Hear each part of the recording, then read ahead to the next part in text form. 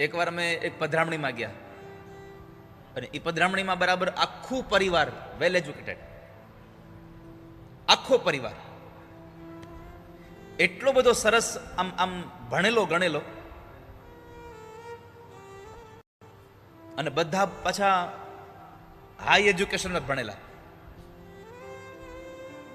ઘરમાં કોઈ ગુજરાતીમાં વાત ન કરે, ઘરમાં ઇંગ્લિશમાં વાત કર્યા કરે. તો અમે પધરામણીમાં ગયા એટલે એ બેન બધાને આખા પરિવારની ઓળખાણ કરાવતા હતા કે આ મારી દીકરી છે, એ આટલું ભણી છે, આ મારો દીકરો છે, એ આટલું ભણ્યો છે, મારી સૌથી મોટી દીકરી છે, એ તો બહુ જ ભણી છે, એ તો ગુજરાતી બહુ ઓછું બોલે છે, બહુ જ ભણી છે, બહુ જ ભણી છે. મેં કીધું ઓકે. તો મેં કીધું એ દેખાત નથી, એ કે શોપિંગમાં ગઈ છે. મેં કીધું ઓકે. હજી અમારી આરતી બધું થાય એની પહેલા એ દીકરી પાછી શોપિંગ કરીને આવી એટલે તરત જ એ બેને મને કહ્યું કે આ દાદા આ અમારી મોટી દીકરી. મેં કીધું ઓ શોપિંગ કરવા ગઈ. મેં કીધું હા. તે દીકરી શાકભાજી લેવા ગઈ હતી. એ કે તમને કેમ ખબર શાકભાજી લેવા ગઈ હતી? મેં કીધું દીકરીને કયો ખાલી ભણતર કામમાં ન આવે, શાકભાજી લેવા જાય ત્યારે ટમેટા છેલ્લે લેવાય. આણે પેલા લીધા. પેલા ટમેટા લઈ તો શું દશા થાય? એની ઉપર પછી કોબીના દડા મૂક્યા અને ગાજર મૂક્યા અને બટેટા મૂક્યા, બધું ઉપર મૂક્યું. એને લીધા હતા ટમેટા, પણ ઘરે આવી ત્યાં રસ આવ્યો એનો. તમારે ટ્રાન્સલેટ કરવું પડશે. એટલે ખાલી ભણતર નહીં વાલા ભક્તજનો, સાથે ગણેલું હોવું જોઈએ. અત્યારની તમામ માતાઓને મારું કેવું છે કે તમારી દીકરી યુવાન થાય ને, એનું ભણતર પૂરું થઈ જાય ને એટલે તમે એવી આમ અત્યારે આપણી મેન્ટાલિટી એવી તૈયાર હોય છે કે એને ભણવાનું હજી 6-7 મહિનાનું બાકી હોય ને ત્યાં આપણે મૃત્યુ ગોતવા માંડીએ કે આનું ભણવાનું પૂરું થાય એટલે તરત લગ્ન કરી દેવા છે. મારી પ્રાર્થના છે કે 6 મહિના લગ્ન મોડા કરજો, પણ એનું ભણતર પૂરું થાય પછી 6-8 મહિના તમારા હારે ઘરમાં રાખી રસોડામાં અને તમારા પરિવારમાં કેમ રહેવું જોઈએ એનું જ્ઞાન તમારા ઘરમાં આપજો તો દીકરી સુખી થાય. ખાલી ભણાવીને સાસરે મોકલી દેશો તો સુખી નહીં થાય. એને પરિવારનું જ્ઞાન હોવું જોશે. કોની સાથે કેમ રહેવું જોઈએ, કોની સાથે કેમ વાત કરવી જોઈએ, મારી ફરજ શું છે, આ બધું એને શીખડાવવું પડશે તમારે. આ સ્કૂલમાં નથી શીખડાવતા કે સસરા હારે આવો વ્યવહાર હોવો જોઈએ, સાસુ હારે આવો વ્યવહાર હોવો જોઈએ. આ બધું ઘરમાં થાય છે. અને દીકરી, તમારી દીકરી એના સાસરે જઈ અને એના સાસુ એના સસરા હારે એના પરિવારના લોકો સાથે સારો વ્યવહાર કરે, આવું તમે ઈચ્છતા હોવ તો મારી તમને પ્રાર્થના છે તમારા ઘરમાં તમે વ્યવહાર સારો કરજો, કારણ કે જેવું જોવે એવું બધા દીકરાઓ કરે છે. આ સંસારમાં ક્યારેય તમે જુઓ સારું સારું ભણવા માટેના ટ્યુશન ક્લાસ કરવા પડે.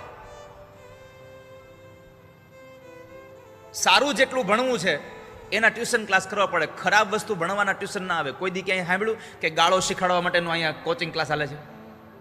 એ આપણે ઘરમાં બોલીએ કોઈક એટલે દીકરાઓ બોલે, સંતાનો બોલે છે. કથાઓનું માધ્યમ આ છે. આ કથા આપણને આ આપી રહી છે.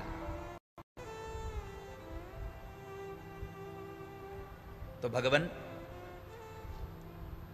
મેં તમારી વિદ્યા જોઈ, તમે ભણેલા છો, તમારી ઉંમર જોઈ મેં. ઉંમર લાયક થયા વગર આપણે પરણાવી ન દઈએ ને, સંસારનું જ્ઞાન આવ્યા વગર એને પરણાવી ન દઈએ. 6ઠા સ્થાને પૈસો જોયો છે, પણ દુઃખી છે કે અત્યારે પહેલા સ્થાને પૈસો જોવામાં આવે છે. પૈસાવાળા છે, બાકીનું બધું જોયું જાય પછી પેલા આપી દો. પૈસાવાળા છે અને આમે મની ઇઝ પાવર. પૈસો જ અત્યારે બધું થઈ ગયું છે, પણ બધી જગ્યાએ પૈસો કામ કરતો નથી.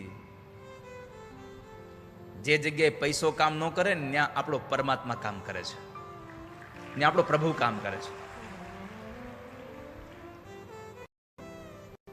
આ કોરોનામાં પૈસા ક્યાં કામ આવ્યા? ભગવાનનું ભજન જ કામ આવ્યું છે, પ્રભુનું ભજન કામ આવ્યું છે. તો રૂકમિણીજીએ ભગવાનને પત્ર લખ્યો કે મેં તમને પતિ માન્યા છે, શિશુપાલ મારને પરણવા માટે આવી ગયો છે, પણ મેં નક્કી કર્યું છે કે મારો હાથ હું શિશુપાલને નહીં આપું.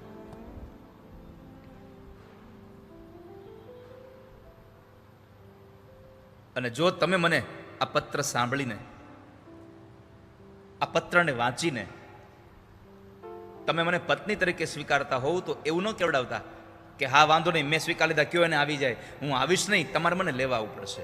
આ જીવાત્મા, આ બુદ્ધિ ભગવાનને પ્રાર્થના કરે છે કે પ્રભુ તમે મારો સ્વીકાર કરતા હોવ તો તમારે મને લેવા આવવું પડશે. હવે લેવા, આ જીવ ભગવાનને ક્યારે કહે કે તમે લેવા આવજો?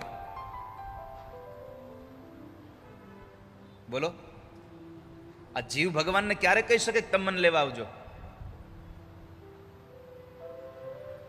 આ જીવ પ્રભુને તો જ કહી શકે કે જો તમે જીવનમાં સારા કામ કર્યા હોય. તમે સારા કામ કર્યા હોય તો પરમાત્માને કહી શકો કે તમે મને લેવા આવજો. ક્યાંક દાન પુણ્ય કર્યા હોય, એટલે માં રૂકમણીએ કહ્યું, આમાં લખ્યું છે કે જો તમે ક્યાંય પાણીના પરબ બંધાવ્યા હોય, કોઈ જગ્યાએ તમે નિશાળો બંધાવી હોય, ક્યાંય કોઈને તમે જમાડ્યા હોય, કોઈને દાન પુણ્ય કર્યું હોય, તમે અરે જીવનમાં સત્કર્મ કર્યું હોય, ભગવાનના નામની માળા ફેરવી હોય, તો તમે પરમાત્માને કહી શકો કે ઠાકોરજી તમે મને લેવા આવજો.